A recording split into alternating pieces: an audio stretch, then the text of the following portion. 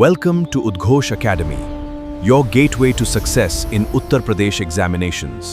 क्या हाल है मेरे प्यारे बच्चे। उम्मीद बढ़िया ही होगा, अच्छे से तैयारी कर रहे होंगे। लोअर की शॉर्ट लिस्टिंग तो आ गई और कट ऑफ तो बहुत ज्यादा गया। घबराहट तो हो रही होगी ना कि मेरा नाम नहीं, जिनका नाम नहीं आया है, जिनके नंबर उसमें नहीं आ पाया, डर तो लग रहा होगा। जो गलती हो गई उससे उबरने का समय है। अब नया पीईटी आने वाला है, तो इस बार पीईटी में ले आइए 80 प्लस स्कोर, 85 प्लस स्कोर, ताकि जब अगली बार कोई वैकेंसी आए तो ये दुख ना रहे कि मेरा थोड़ा और नंबर रहा होता तो मैं इस फला वैकेंसी के लिए शॉर्टलिस्ट। इसी उम्मीदों के साथ अपनी तैयारी को आगे बढ़ाइए, और ये तभी हो पाएगा जब आपका जीएस वाला पार्ट तैयार होगा। और जीएस में भी अगर आपने देखा होगा, लोअर का सिलेबस, लेखपाल का सिलेबस, सबसे ज्यादा सवाल जहां से आने हैं वो है उत्तर प्रदेश, विशेष आपके राज्य से जुड़ी प्रमुख जानकारियां। तो इसी राज्य से जुड़ी प्रमुख जानकारियां आप हमारे साथ पिछले कई वीडियो में पढ़ भी रहे हैं। 4-5 एमसीक्यूज का सेट कर चुके हैं 25-25 सवालों का।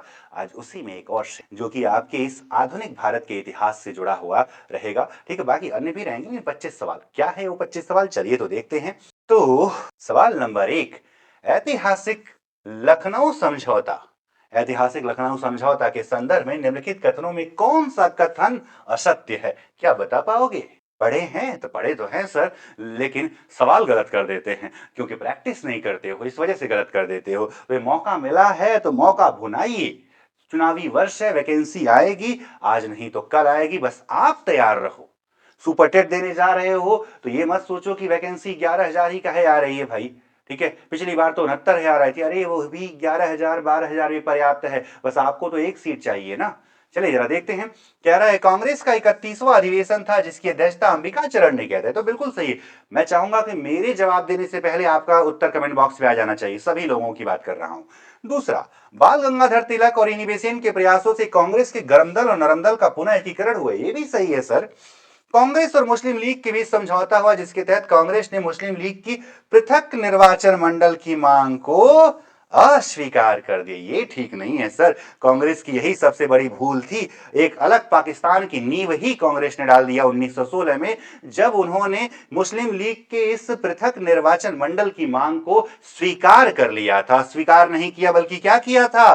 स्वीकार कर लिया था। इसीलिए बहुत सारे लोग, जिसमें खुद, ठीक है, भारत के महान व्यक्ति महामना मदन मोहन मालवीय ने इसका विरोध किया था। ठीक है, तो ये भी सही है। यहां गलत जवाब क्या हो जाए? सी फॉर कैट वाला गलत हो जाए। बढ़िए, अगला सवाल क्या कह रहा है? मेरे से पहले उत्तर दे पाए? चलिए ठीक है। 4 फरवरी 1922 को यूपी के गोरखपुर जिले में हुई चौरी चौरा घटना के संदर्भ में निम्नलिखित कथनों पर विचार करिए। इस घटना में उग्र भीड़ ने चौरी चौरा थाने में आग लगा दी जिसमें 22 पुलिसकर्मी मारे गए। इस समय महात्मा गांधी उत्तर प्रदेश के गोरखपुर में उपस्थित थे। इस घटना से क्षुब्ध होकर गांधी जी ने 12 फरवरी 22 को बारदोली में कांग्रेस कार्य समिति की बैठक में असहयोग आंदोलन को वापस ले लिया। असहयोग आंदोलन को वापस ले लिया, यही आपको बताना है। तो जरा देखा जाए, ठीक है, कि कौन कौन सा। तो पहला वाला सर सही है। महात्मा गांधी उस समय गोरखपुर में तो नहीं थे बाबू। कहां पर थे सर? तो गुजरात के बारदोली में थे।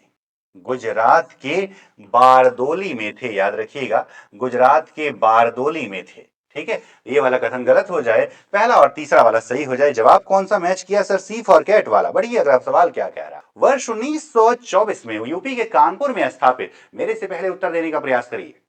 ठीक है, HRA हिंदुस्तान रिपब्लिकन एसोसिएशन के संस्थापक निम्न में से कौन शामिल नहीं था? किसकी बात कर रहा है? ठीक है, कि HRA की स्थापना में किसका नाम नहीं था? ठीक है, तो यहां एक नाम दिख रहा है सर, शिव वर्मा जी। ये तो सर HSRA से जुड़े थे ना, HSRA से जुड़े थे। ये तीनों व्यक्ति हैं जिन्होंने 1924 में बनाया, HRA बनाया था।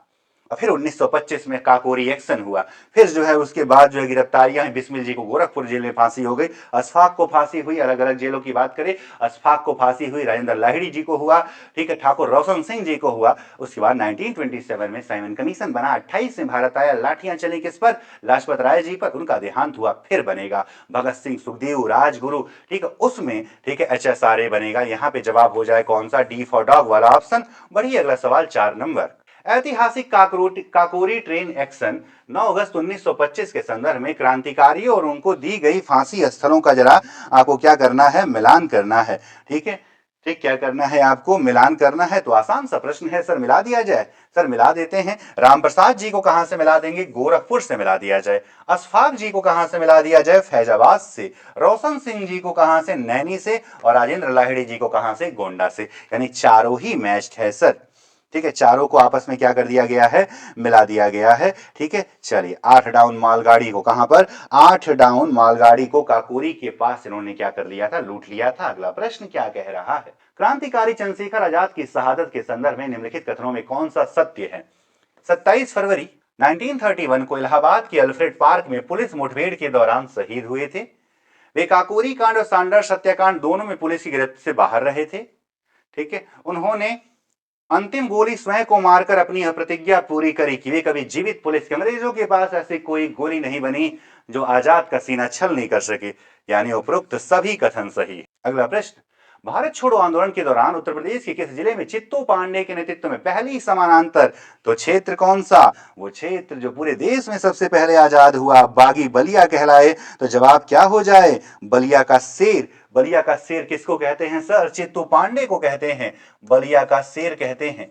ठीक है, बलिया का शेर कहते हैं चित्तो पांडे को। और किसको आजाद करवा लिया सर, बलिया को आजाद करवा लिया। अगला प्रश्न क्या कह रहा है, उत्तर प्रदेश के मध्यकालीन सूफी संतों और संप्रदायों के संदर्भ में कौन सा मिलान सही नहीं है, कौन सा मिलान सही नहीं है, जरा बताइए जरा, कौन सा मिलान सही नहीं है। निजामुद्दीन औलिया बदायूं से मिला दिया जाए सर, सही है। सैयद सलार मसूद गाजी बहराइच सही है। शेख सलीम चिश्ती फतेहपुर सीकरी आगरा सही है। मखदूम शाह मीना, मीना शाह सर जौनपुर में नहीं, ये तो लखनऊ में है। ठीक है, याद रखिएगा, मखदूम शाह मीना कहां पर, लखनऊ में। यही मिलान सही नहीं है। प्रश्न नंबर 8 क्या कह रहा है। ठीक है, देखते हैं, कुछ स्तूप दिया हुआ है और कुछ अन्य बुद्ध से जुड़े हुए जगह दिए हुए, इनको मिलान करना है। ठीक है, तो धमेक स्तूप और चौखंडी को कहां से मिला दिया, सारनाथ से। रामभार स्तूप को कुशीनगर से। सहेत महेश श्रावस्ती लिखा ही है। ठीक है, संकिसा, ठीक है, फर्रुखाबाद से। 1 2 3 4 डी फॉर डॉग वाला ऑप्शन। 9वां नंबर, उत्तर प्रदेश के प्रयागराज स्तंभ लेख के संदर्भ में निम्नलिखित कथनों में से कौन सा कथन असत्य पूछा है, कौन सा कथन असत्य है। तो देखा जाए जरा कौन सा है। ठीक है, यह मूल रूप से कौसांबी में अशोक द्वारा बिल्कुल सही है। इस पर समुद्रगुप्त की प्रयाग प्रशस्ति अंकित है, जिसे उसके दरबारी कवि हरिसेन ने रचना करवाई थी, सही है। यह प्रशस्ति खरोष्टी लिपि और प्राकृत भाषा में, अरे भाई ये मौर्यों का समय थोड़ी ना चल रहा है। ठीक है, ठीक है, कि प्राकृत भाषा जैनों का साहित्य लिखा गया था। तो ब्राह्मी लिपि और संस्कृत भाषा, लिपि कौन सी होगी सर, ब्राह्मी लिपि हो जाए। ठीक है, और भाषा कौन सी है सर, संस्कृत है। और शैली कौन सी है सर, चंपू काव्य शैली है। गद्य और पद्य दोनों में लिखी गई है। पहला लेख था, सी वाला जवाब हो जाए। अगला प्रश्न 10 नंबर, सर सैयद अहमद खान और अलीगढ़ आंदोलन के संदर्भ में निम्नलिखित कथनों पर विचार करिए। किसकी बात कर रहा है, अलीगढ़ आंदोलन और सर सैयद अहमद खान। 1875 में मोहम्मडन एंग्लो ओरिएंटल कॉलेज की स्थापना, जो 20 में बन गया एएमयू, सही है। मुसलमानों में वैज्ञानिक सोच और आधुनिक शिक्षा को बढ़ावा देने के लिए साइंटिफिक सोसाइटी की स्थापना 64 में गाजीपुर में, सही है। तहजीब उल अखलाक नामक पत्रिका भी सही है। जवाब हो गया 1 2 3। अगला प्रश्न देखेंगे क्या कह रहा है। 11 नंबर, उत्तर प्रदेश के प्रमुख ऐतिहासिक सांस्कृतिक नगर किसकी, महोबा बुंदेलखंड वाला क्षेत्र है। कौन सा, महोबा की बात हो रही है। महोबा के संदर्भ में कौन सा कथन सत्य है, महोबा के संदर्भ में कौन सा कथन क्या है, सत्य है, ये आपको बताना है। चलिए देख लिया जाए जरा क्या हो जाएगा जवाब। महोबा बुंदेलखंड क्षेत्र में स्थित चंदेल राजाओं की प्राचीन सांस्कृतिक राजधानी, सही है। प्रसिद्ध राजपूत योद्धा आल्हा और उदल महोबा के राजा परमल देव या परमर्ती देव के सेनापति थे, सही है। चौहान से लड़ते हुए वीरगति प्राप्त कर लिया था। यहाँ के कीरत सागर झील का निर्माण चंदेल राजा कीर्तिवर्मन ने करवाया। तीनों ही सही है। उत्तर प्रदेश के मध्यकालीन इतिहास से संबंधित गढ़ कुठार और ओरछा के निकटवर्ती क्षेत्रों पर ठीक किस राजवंश का प्रारंभिक शासन था, जिसका प्रभाव उत्तर प्रदेश के बुंदेलखंड पे भी पड़ा था। ठीक है, तो देखा जाए राजा खेत सिंह रवंगार ने, ठीक, कौन सा वंश हो जाए, खंगार वंश। कौन सा हो जाए, खंगार या रवंगार, बोल कौन सा वंश हो जाए, तो रवंगार वंश हो जाए, ये है। ठीक, खेत सिंह द्वारा। अगला प्रश्न, 13 नंबर क्या कह रहा है? देवबंद आंदोलन के संदर्भ में निम्नलिखित कथनों पर विचार करिए। किसकी बात हो रही है? देवगढ़ आंदोलन की बात कर रही है।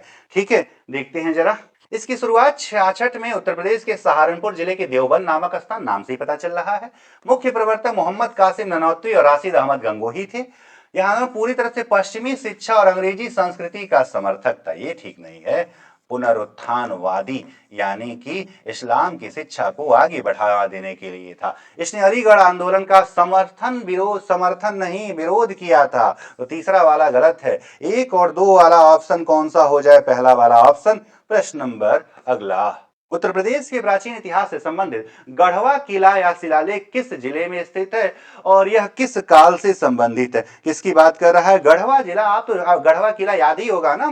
ठीक है, प्रयागराज में है, गुप्त काल से जुड़ा हुआ है।